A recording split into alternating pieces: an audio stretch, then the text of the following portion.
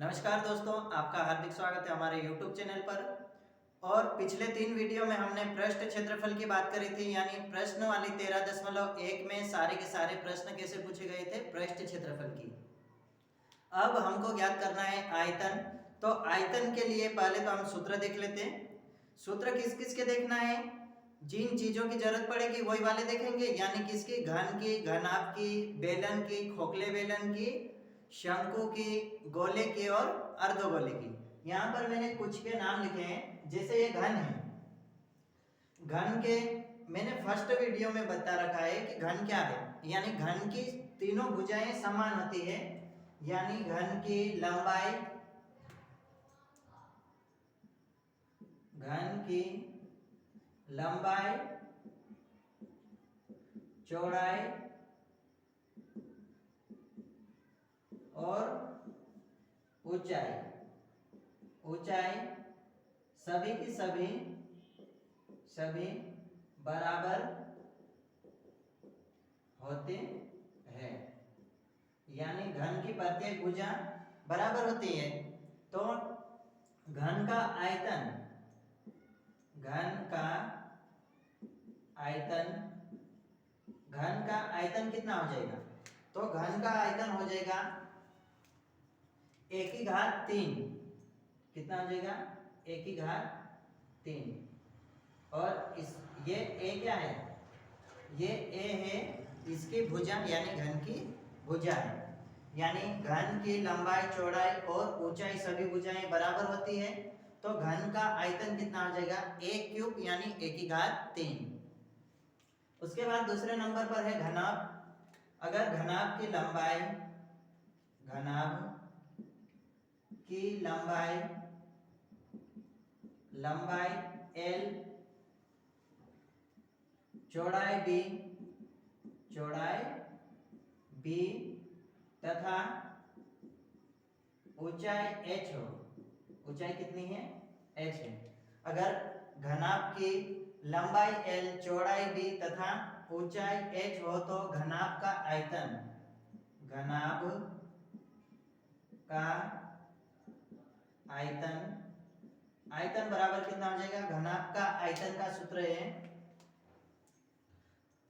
लंबाई गुणित चौड़ाई गुणित ऊंचाई। क्या है? लंबाई गुणित चौड़ाई गुणित ऊंचाई, यानी घनाभ का आयतन कितना है? लंबाई गुणित चौड़ाई गुणित ऊंचाई है। घनाभ का आयतन कितना है? लंबाई गुणित चौड़ाई गुणित ऊंचाई। उसके बाद क्या आता है? ठोस बेलन, है ना।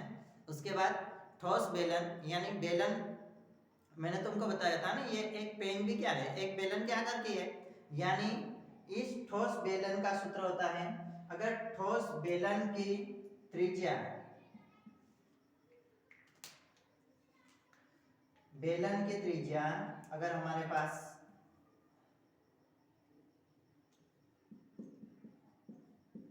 बेलन की त्रिज्या r और ऊंचाई h हो तो, अगर बेलन की त्रिज्या r और ऊंचाई h हो तो बेलन का आयतन, बेलन का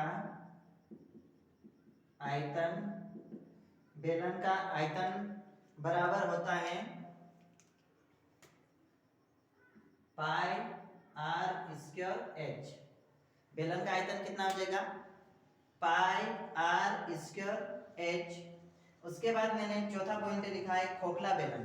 खोखला बेलन, है ना, खोखला बेलन यानी खोखला बेलन किस प्रकार का रहेगा वो बता देता हूं। ये खोखला है ना, ये कैसा है? खोखला बेलन है। अगर ये क्या है? ये तो अंदर का गोलाकार भाग है, यानी यहाँ से अगर बीच सेंटर से हम इसकी त्रिज्या लेते हैं, यहाँ से बीच सेंटर से त्रिज्या लेते हैं, यानी ये आंतरिक त्रिज्या हो जाएगी।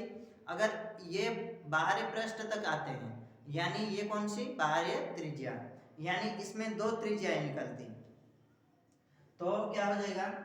खोखले बेलन में यदि खोखले बेलन की त्रिज्या, बाह्य त्रिज्या, बाह्य त्रिज्या कैपिटल R और आंतरिक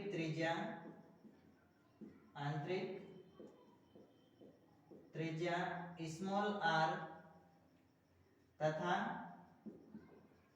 ऊंचाई h हो। ऊंचाई बराबर कितना है? ऊंचाई h हो तो खोखले बेलन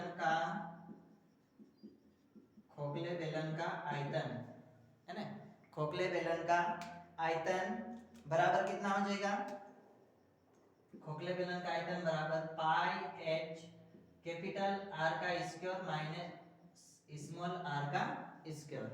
यानी खोखले बेलन का आयतन कितना हो जाएगा? पाई h गुणे या तो कोष्टक कैपिटल R का स्क्वायर माइनस स्मॉल r का स्क्वायर। उसके बाद अगला पॉइंट क्या है? शंकु। अगर शंकु की ऊंचाई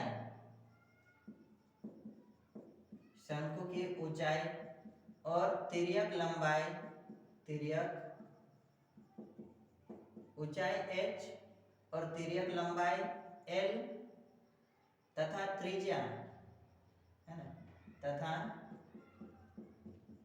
आधार की त्रिज्या r हो तो एक शंकु की ऊंचाई h, तिर्यक लंबाई l तथा त्रिज्या r हो तो शंकु का आयतन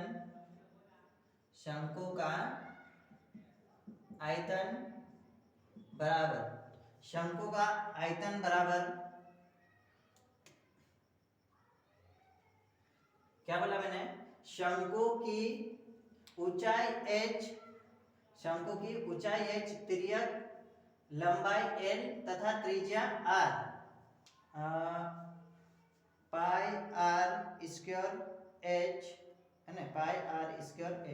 तो यहाँ पर कितना आएगा? शंकु का आयतन आ जाएगा 1/3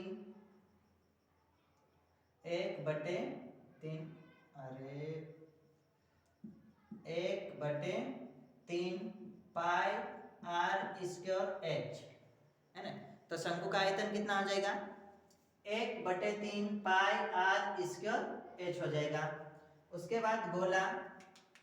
अगर गोले की त्रिज्या r हो, गोले की त्रिज्या कितनी? r।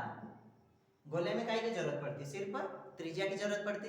अगर गोले की त्रिज्या r हो तो गोले का आयतन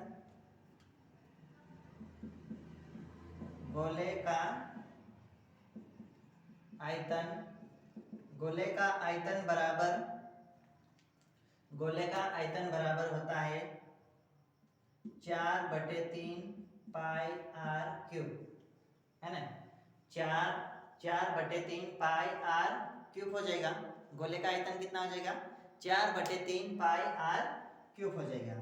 अगर अर्धगोला है तो अर्धगोले की भी त्रिज्या तो वही रहेगी, त्रिज्या तो कितनी रहेगी? r ही रहेगी। तो अर्धगोले का आयतन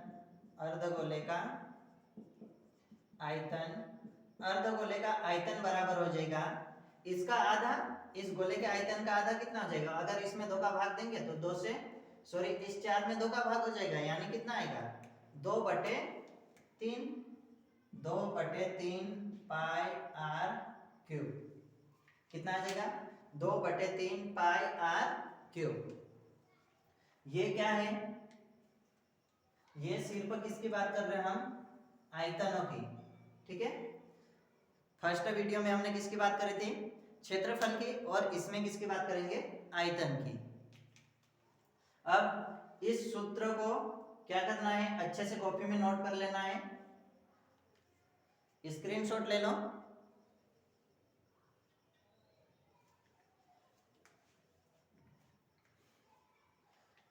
चलो एक बार और बता देता हूं। घन की सभी भुजाएं यानी लंबाई, चौड़ाई और ऊंचाई सभी कैसी होती है? बराबर होती है। तो घन का आयतन एक की घात कितना हो जाएगा? 3 हो जाएगा, एक क्यूब हो जाएगा। और घनाभ यदि घनाभ की लंबाई l, चौड़ाई b तथा ऊंचाई h हो तो घनाभ का आयतन लंबाई गुणित चौड़ाई गुणित ऊंचाई होता है। लंबाई गुणित चौड़ाई गुणित ऊंचाई होता है।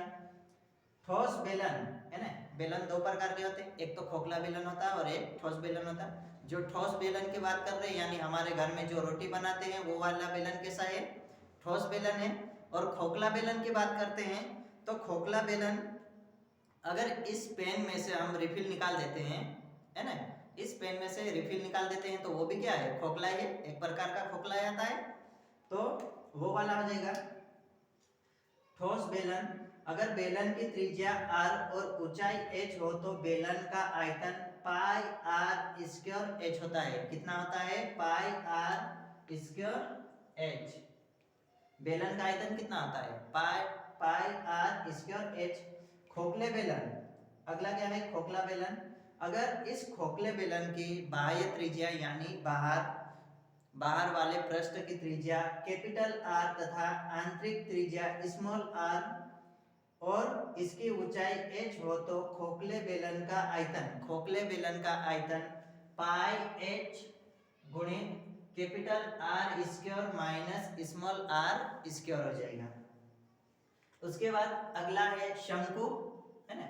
यदि शंकु की ऊंचाई h, तिर्यक लंबाई l और त्रिज्या r हो तो शंकु का आयतन 1/3 पाई r स्क्वायर h होता है। कितना होता है, शंकु का आयतन 1/3 पाई r स्क्वायर h होता है।